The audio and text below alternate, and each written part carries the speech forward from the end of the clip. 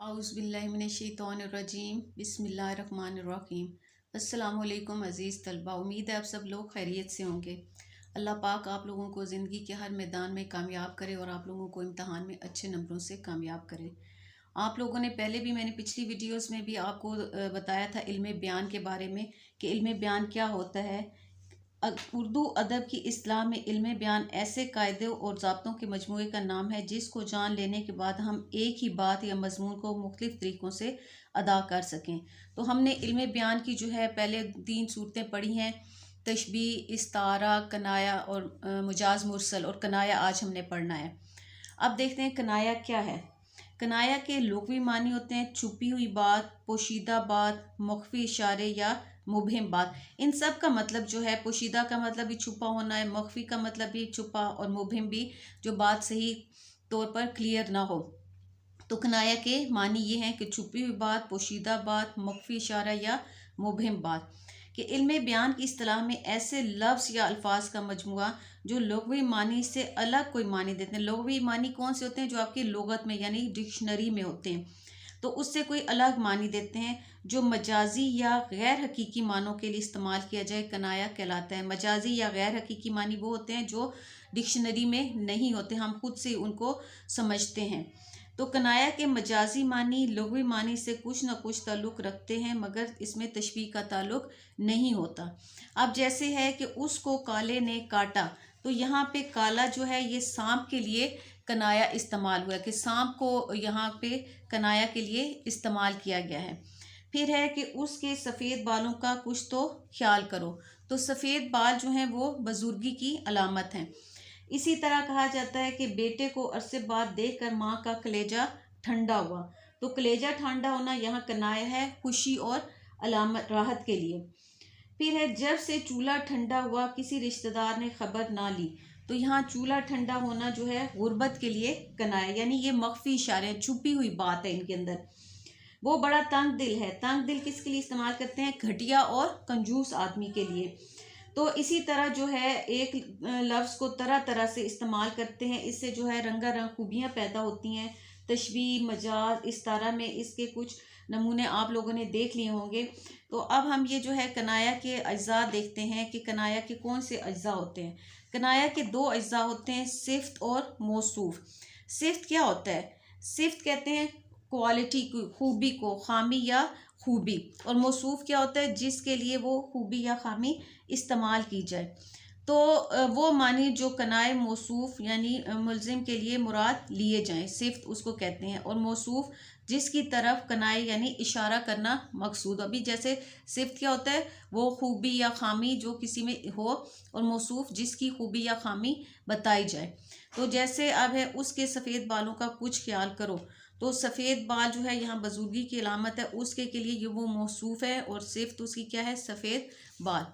इस तरह कनाया की कुछ मुख्तलिफ सूरतें भी हो सकती हैं, जैसे कनाया बईद है, कनाया करीब है, तसरीह है, रम्स है। ये इसकी सूरतें, ये आप लोगों ने ध्यान से करनी है क्योंकि ये आपको MCQs में इनके लाजमी ये आ जाते हैं। कनाया बईद क्या होता है? कि जब एक शख्स या चीज़ से बहुत सी सिफ़तें मंसूब की जाएँ। सिफ़त क्या होता है? खूबियाँ। और इन तमाम सिफ़तों से मौसूफ भी मुराद हो। मौसूफ क्या होता है? जिसकी वो सिफ़त बयान की जा रही हो।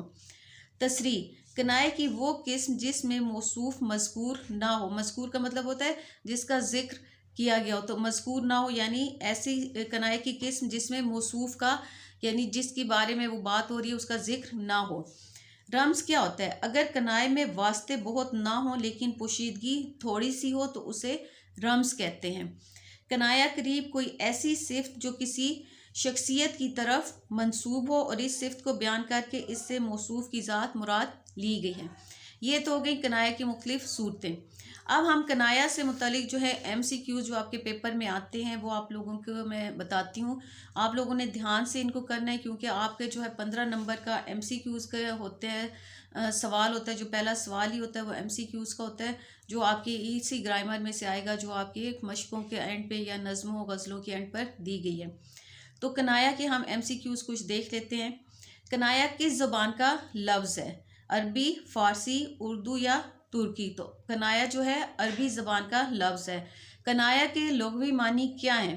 किनारा करना, पोशीदा बात, तंज करना या बात ना करना। तो इसका अभी हमने पहले भी पढ़ा था कि कनाया के लोग भी मानी है पोशीदा बात, छुपी हुई बात, मख्फी इशारे या मुबहिम बात। कनाया के मानी कैसे होते हैं? वाजे, गैर हकीकी, दिलकश या मुबहिम। मुबहिम होता है जो क्लियर बात ना हो। तो अभी हमने ये भी पढ़ा था कि मुबहिम हमने पीछे अभी मानी में पढ़ा है, तो इसका जवाब होगा मुबहिम।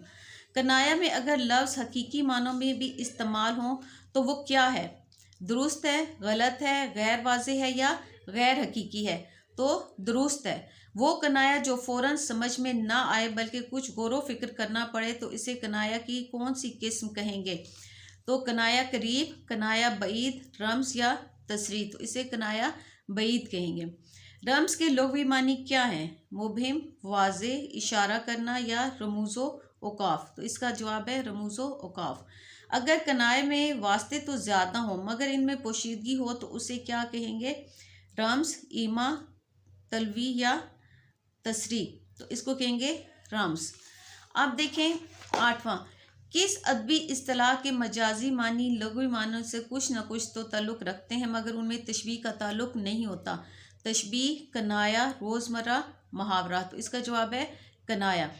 बुजुर्ग आदमी ने कहा, मेरे सफ़ेद बालों का कुछ तो ख्याल करो। कवायद की रूह से ये जुमला किसकी मिसाल है? तो अभी हमने पहले भी पढ़ा था कि सफ़ेद बाल जो है वो बुजुर्गी की अलामत है, तो ये जो है कनाया है इसका जवाब। मंदरजा झैल में से किस अदबी इस्तिलाह के लुग़वी मानी छुपी हुई बात, मुबहिम बात या पोशीदा बात के हैं?